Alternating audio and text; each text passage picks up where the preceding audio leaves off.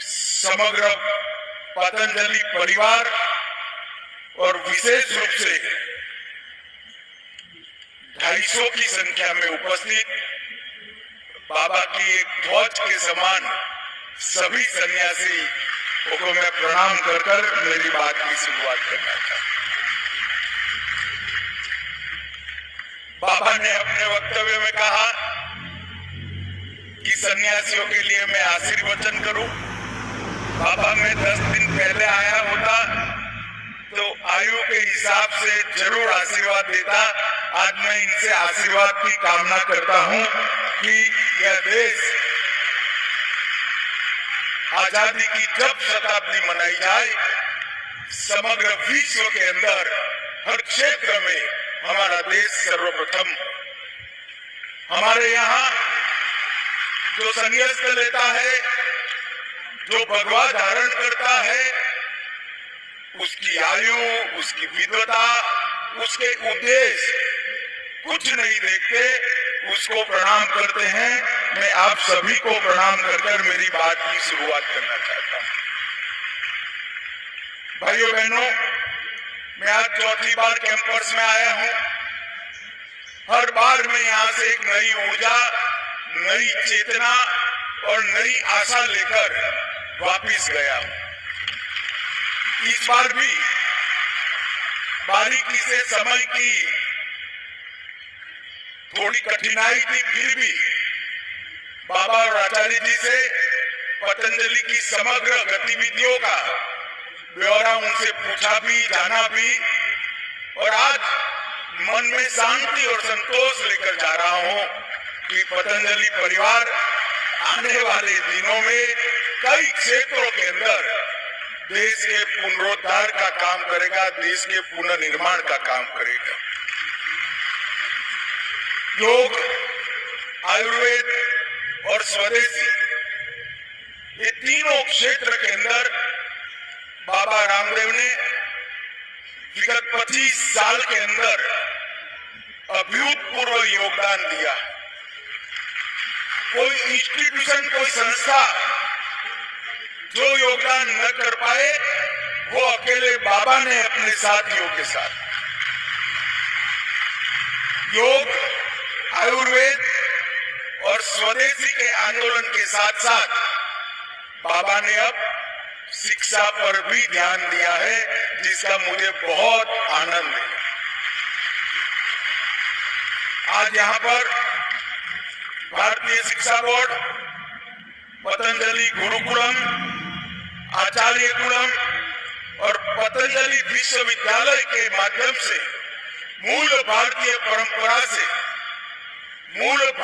परंपरा से हमारे चीर पुरातन ज्ञान को एक नई ऊर्जा मिलने जा रही है। इसका मुझे बहुत बहुत आनंद है।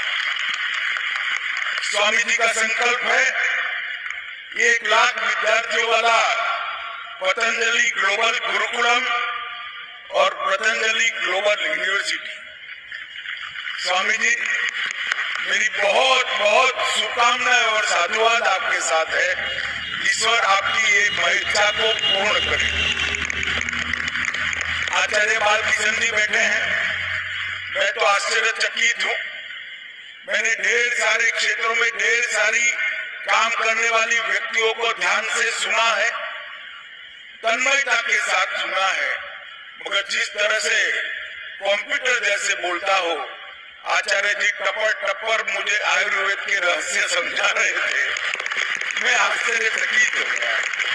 500 से अधिक आयुर्वेद के क्षेत्र में पेपर्स पब्लिश करना दुनिया में किसी भी क्षेत्र में सिद्धि पाने वाले 2% ही लोग हैं। उसमें से एक आचार्य बालकिशन। वे आयुर्वेद के लिए गौरव रखने वाले सभी लोगों के लिए बड़ा आनंद और संतोष का विषय है। जब जब मैं बाबा को देखता हूं, आयुर्वेद और योग चिकित्सा करने वाला एक योगी दिखाई पड़ता है। विदेशी MNCs के खिलाफ लड़ने वाला कभी स्वदेशी का पुरोधा दिखाई पड़ता है, विदेशों में योग का ब्रांड एम्बेसडर दिखाई पड़ता है, काले धन के खिलाफ संघर्ष करने वाला एक सन्यासी दिखाई पड़ता है।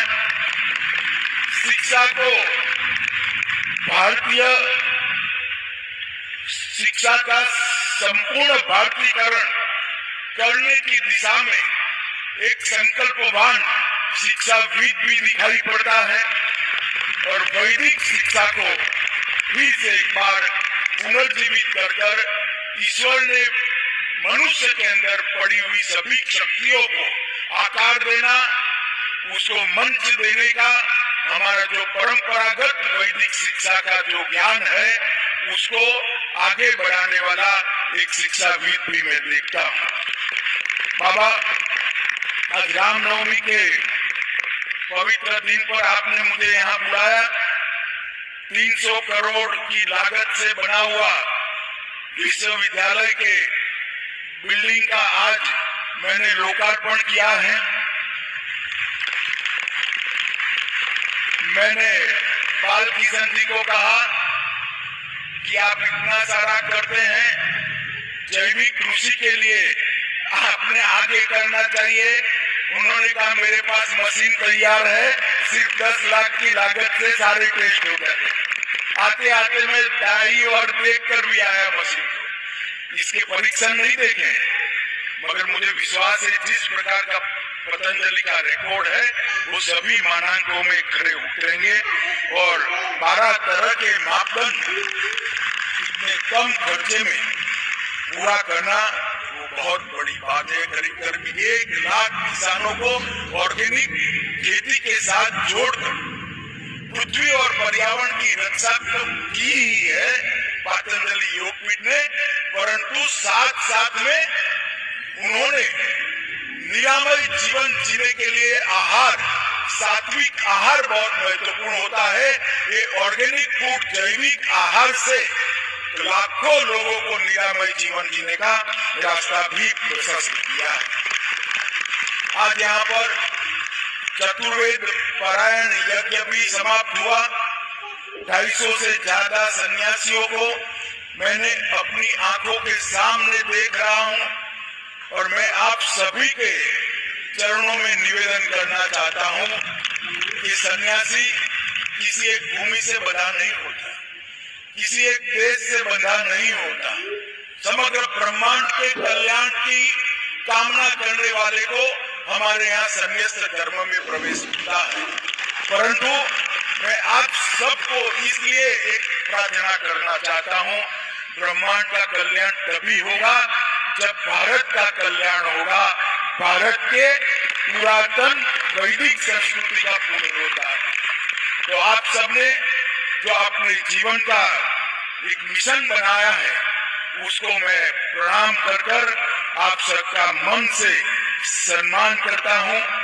बाबा रामदेव और आचार्य बालकृष्ण के योग धर्म, वेद धर्म, आयुर्वेद धर्म और शिक्षा धर्म और सेवा धर्म के साथ आप जीवन पर्यंत जुड़े रहें और संन्यास्त जीवन के सभी आदर्शों को आप पूरा कर पाए, यही मेरी प्रभु के श्री चरणों में प्रार्थना है। मित्रों, आज प्रधानमंत्री नरेंद्र मोदी जी विगत 9 वर्ष से देश के प्रधान सेवक के रूप में काम कर रहे हैं, प्रधानमंत्री के रूप में काम कर रहे हैं। नरेंद्र भाई ने समग्र विश्व के अंदर भारत, भारतीयता और भारत के ज्ञान को उनके ब्रांड एम्बेसडर बनकर विश्व में सम्मान दिलाने का। नरेंद्र भाई के प्रधानमंत्री बनने के बाद पहली ही यूएन की मीटिंग में नरेंद्र भाई ने यूएन के सामने प्रस्ताव रखा कि हमारे पुरखों ने एक ज्ञान अर्जित किया है जो कोई दवाई के बगैर मनुष्य के शरीर को निरामय रख सकता है। और मुझे आनंद है कि 27 सितंबर 2014 को जो प्रस्ताव रखा उसको पूरी दुनिया ने स्वीकार किया और योग दिन आज पूरी दुनिया में